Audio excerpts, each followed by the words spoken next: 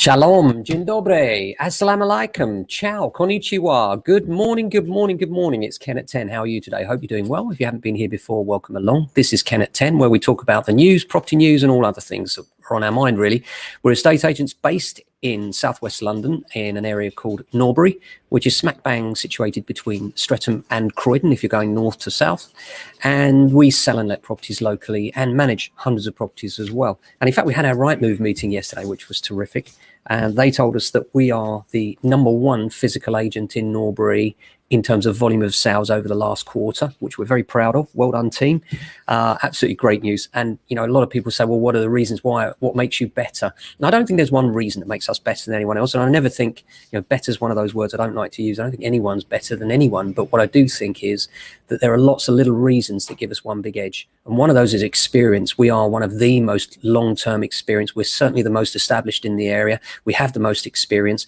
We utilize technology in every way we can, including here live every day on your box and many other ways too, such as appearances on Homes Under the Hammer, making sure we have video presentations, which we're about to do again today. We have a fantastic one for you today in Pollard's Hill. Looking forward to doing that one of the oldest houses in Pollard's Hill. Always good to see that. Now let's get on to some property news for you. First of all, let's talk about the Queen's speech. Many of you, there she is, sat behind me there. Hello. So the Queen's speech has revealed plans for the reorganisation of Britain's planning system with a new traffic light system. And this is where we're going to have 3 different colours: growth, protection or renewal, depending on the area. And that will divide up local authorities into areas designated for those things. Under the reforms, homes and infrastructure should be delivered at a faster pace. It's the government's intention to create a seismic shift in how local authorities plan and deliver new housing, simplifying the process to put an end to inefficiencies and delays. However, countryside campaigners reacted, saying that they would lead to the suburbanisation of the countryside. Well, you can see why they say that, can't you? Our next headline is about first-time buyers. Now, we said for a while that the new first-time buyer mortgages are out. We were wondering what the impact would be of those, and it's starting to come through. The first thing is that you're more likely to be rejected for a mortgage now than you were before. I don't think that should. I think if you're a first-time buyer, don't let that put you off. You know, if you've got a good credit record, then there's no reason why they should put you off. But you know, it is more likely. They are being more careful with their selection of applicants. And the headline reads that first-time buyers are more likely to be rejected for a mortgage than they were before the pandemic. And this is a new study by Aldermore Bank, and they say that just 1 in 5 first-time buyers were able to get a mortgage at the first attempt, according to Aldermore Bank's first-time buyer index compared with last year.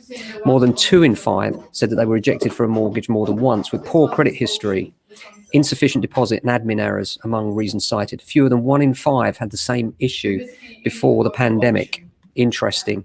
And still looking at those mortgages, the number of 95% deals available has actually tripled. So that's good news. It's gone up. At the start of May, there were 112 different 95% mortgages. I should add at this point, this is not mortgage advice. And that's more than 3 times as many as there were last month. And obviously, that's underpinned by the government's new scheme, which sees it underwrite loans with 5% deposits on homes worth up to 600,000, and mortgage availability in general is back to 75% of pre-pandemic levels. Figures show with rates as low as 1.27 fixed for 5 years with those with bigger deposits. As I've said for some time, you know, if you've got a big deposit, then that's great. But if you've got a small deposit, then I still think, given the government are underwriting those loans for you lenders, you should be offering more competitive rates at that level. Council tax. This is an interesting one. Council tax. New analysis by London boroughs of Westminster and Kensington and Chelsea have revealed that council tax bills among the top 5 lowest bills in the country. And it says that Chelsea and Kensington are amongst the lowest in the country. And I know also we have that here locally with Wandsworth. But surely, how can that, you know, how can it be that the wealthiest boroughs in the country have the lowest council tax? It's extraordinary, isn't it? But yeah, that's the reality of it. What else we got here? Grenfell Tower. Now, this is an interesting one that caught my eye. Here we are. Grenfell Tower could be pulled down. In a letter posted on social media, the Ministry of Housing, Communities and Local Government said, and I quote, following important advice from structural engineers, it needs to consider if and when Grenfell Tower should be carefully taken down. It will be the 5th anniversary of the blaze that claimed 72 lives, the letter added. We want to be sure bereaved families, survivors and residents have access to the information that will inform a decision on the tower before it's made. So that'd be interesting to see how that plays out. Apart from that, another thing that was announced in that Queen's speech was lifetime deposits. Now, this is an interesting idea, and I think it is a good idea, actually. And that is the idea that there's a lifetime deposit, which will help tenants with the cost of moving. The new scheme was among a raft of new measures to reform the renting sector announced in the Queen's speech. The down payment will be able to move from one tenancy to another, such as through a financial bridging mechanism. Previously, the down payment has been needed before, and often this means that tenants have to duplicate their deposits because they have to wait while they move out and their property gets checked, and then in the meantime, they have to fund a new deposit. So anything that helps with that has to be a good thing. Now to house prices. European house prices in response to pandemic pressures. There's an interesting article, and this is the Mail, and it reports on construction plans in Germany and Sweden, noting that many big cities' prices have been rising for decades, pushed higher by a cocktail of low interest rates, land shortages, and construction that cannot keep pace with demand. And then with British house prices recording their biggest monthly rise in more than 17 years last month, Kate Everett-Allen, head of international research at Knight Frank, noted what we were expecting to see was much the same as 2008, that prices would drop as in the banking crisis.